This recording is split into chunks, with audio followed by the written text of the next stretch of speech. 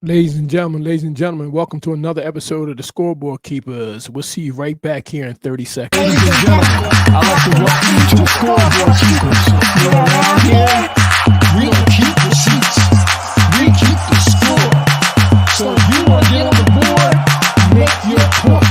If it makes sense, we'll add it to the board. If it don't, we won't.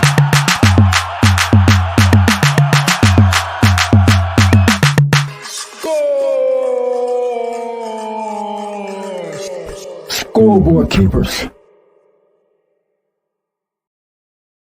How you doing, ladies and gentlemen? Thank you for joining me today. I am your host, the Ref of the Scoreboard Keepers. And as you can see on the board, we have a hot topic. It's only going to take 10 minutes. Congratulations to the Cleveland Browns, who bottled up them Baltimore Ravens today, 29-24. You see the scoreboard. We don't keep receipts. We keep the score around here. And Jameis Winston stepped in for Deshaun Watson in stellar fashion, man. He had a great game. They bottled up the Ravens today. The Ravens had the second best record in the AFC, man. And Cleveland came, they came to play. They put up points. They were leading basically the whole entire game. I think was just tied at one point. And they calling it an upset. I don't think it's an upset because I think that Cleveland's a lot better than what they display sometimes. You know what I'm saying? And this win here, it just propelled them, man. This was their second win of the season, so they got a long way to go. They're 2-6 now. And that's a tough division to be in, which is in the AFC North. That's a division game. So people expecting Baltimore to come in there and run away with it because they've been having such a fantastic season so far. They just don't understand that division. Nobody does that. It's a cannibalized division, and people eat each other up. You very rarely make it healthy out of there, and you always got to come with your A game. And guess what? There's familiarity there. Everybody knows each other, so it's no surprises when you come in there. And like I said, with this win, man, Cleveland capped off this game today with a 38-yard pass. It was beautiful from Jameis Winston to Cedric Tillman with just 58 seconds left on the clock. It was beautiful, man. It was beautiful because at that point in time, they was just driving in order to kick a game-winning field goal, and instead they got 6. So Jameis Winston is as advertised. He's an aggressive quarterback, and believe it or not, he threw an interception that was dropped by Baltimore safety just prior to that by being too aggressive. It was a clear interception, but the safety couldn't hold on to it. He just dropped the ball. And at that point, that probably would have ended the game. I think that if he would have held on to that ball, Lamar Jackson probably would have went down there and scored the game-winning field goal or a possible touchdown. But Jameis Winston, who had such a great game today, we want to talk about him. Winston finished the day completing 27 of 41 passes for 334 yards with 3 touchdowns and no interceptions. And that's big. You don't want to have any turnovers against this team, man. Turnovers against the Baltimore Ravens is a certain death. So he took care of the ball, which is important. The Browns offense today ended the day averaging the NFL worst, 253.9 yards per game. Today, total opposite, 401 yards of total offense. So you can look at this and say that maybe they should have made this decision at quarterback a little bit earlier than they did. Maybe they shouldn't have waited. Maybe the answer was always there. I'm pretty sure he always wanted to play. He did a great job when he was backing up at the Saints also. When he got in there, the team was hot, and he's used to throwing the ball around the yard. So I support this move right here. It shouldn't have come because of an injury. It should have came because of, what he's capable of doing. And Deshaun Watson wasn't really doing a great job up there. We never want to see a player get hurt. We never want to see a player get injured. But at the end of the day, you have a gunslinger back there that if it's not working, you have to go to your reserve and find out. You just need a spark. And the rest of the team needs to see it. And Jameis Winston happens to be that player. And I believe that the team's going to back him.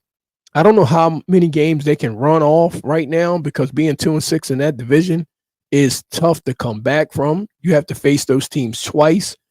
You have to face Baltimore again. You have to face Pittsburgh. You have to face Cincinnati. You have to, that it's a tough division, asking for somebody to basically almost run the table if they have any aspirations of making the playoffs. But congratulations to Jameis Winston, who, I mean, man, you had a completion percentage of 65.9, and I mean, that's really showing that you've played that position before. You know what I mean? You have some experience, and you're not putting anybody in it that's just throwing the ball around the yard and being careless with it. A lot of teams are looking for quarterbacks right now. Some didn't found themselves without backups, like in Miami. After Tua Tagovailoa had that head injury, they were looking all around the market. They couldn't wait for him to come back. And most teams were sitting there like prey. They were ready to mortgage the entire house in order to get another quarterback down there, because they were looking at their season go away from them right before their eyes. It was falling away right before their eyes. So I'm just saying, congratulations to Jameis, man. Congratulations. You did your thing, and you have a lot to be proud of right now for supporting Deshaun Watson during that injury. When I heard that some people were cheering during his injury, which is terrible. I don't think that people should be cheering during injuries. You know what I mean? If a player's hurt, he's hurt. And you have to respect the game. He's out there giving it his all. He may not be playing as well as you like him to, but you got to respect people, and you have to respect that injuries can occur, and he has a family, and family is watching on television, and everybody may be in awe. So no matter what you're drinking or what you're doing, you should respect it. So I'm just saying congratulations on the 29-24 win. And, let's see what Jameis has to say. He says some interesting things on the post-game report. Let's see. In making your first start since 2022, the word you used before the game was unwavering. How do you describe this victory? Unwavering faith, ultimate belief, depending on the Lord. And depending on the Lord should have been first. He gets all the glory. Thank you, Jesus. Thank you for this win. Talk to me about your team and the way they showed up today, coming off 5 consecutive losses. No one would have blamed you guys if you gave up. How did your guys show up this week in practice to get it done today against the Baltimore Ravens? One play at a time. We fought. We gave everything that we could possibly give. Thank you for the offensive line. Thank you for the defensive line of winning the trenches. And thank you for the Browns fans for coming up and standing up and helping us get a victory here at home. It's not often that you get another opportunity like you have just received in the NFL. What does it mean to lead these guys, and what could be the start of what you said is something special moving forward? Man, it's a white boy from Detroit that I really admire named Eminem. He said, you only get one shot. Do not miss your chance to blow. This opportunity lasts once in a lifetime. And I know I got a quote, Eminem, he from Detroit, he right up the road, but man, I'm just grateful. I'm grateful that the Lord provided me with this opportunity. I'm grateful for my teammates, my coaches, and these amazing fans. Unbelievable performance today. Congratulations, Jameis. He quoted Eminem. There's a white boy in Detroit. That said you only have one chance to blow, and this is your opportunity. And don't blow it. You see, these players put a lot of effort into this game. And as fans, you have to respect it. And Cleveland, this is a good opportunity for you guys to reflect on your history and what you had going on up there and have going on up there.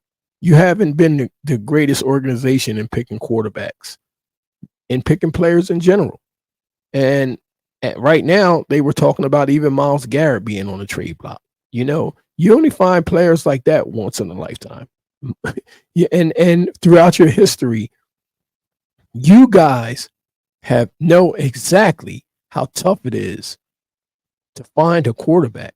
So to boo one when they're on the ground and they're in pain and they're injured and in tears and seeing their career flash in front of their face, we have to be a little more sensitive as fans and a little more responsible too. You guys have been going through a lot up there, but I've never heard you booing the president like that or the front office like that. So it's easy to take it out on the players, when there's a lot of other things going on up there. So I'm just saying that to say this, that, this is good karma right here. You know what I mean? He came out and defended Deshaun Watson to the utmost and said he would, every time he take the field, he's going to have Deshaun Watson on his mind. He's going to keep his spirits up. I saw that injury that happened to Deshaun Watson, and I knew right away that something snapped in his leg somewhere. And you could just tell the way it gave out when he planted it. And those things are known to roll all the way up into your back, definitely in the buttocks. So it's not something very easy that you can come back from. So he has some work to do. And when he comes back, he's not guaranteed that he's going to have a job. So once again, that's our 10 minutes.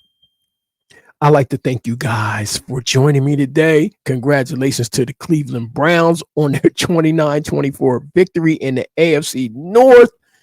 And I would like to tell everyone out there, if you want more of this content and you want to stay in the know, please like, share, and subscribe to the channel and leave some comments. And we'll see you on the next episode. God bless everybody out there, and we'll see you in the next episode of Scoreboard.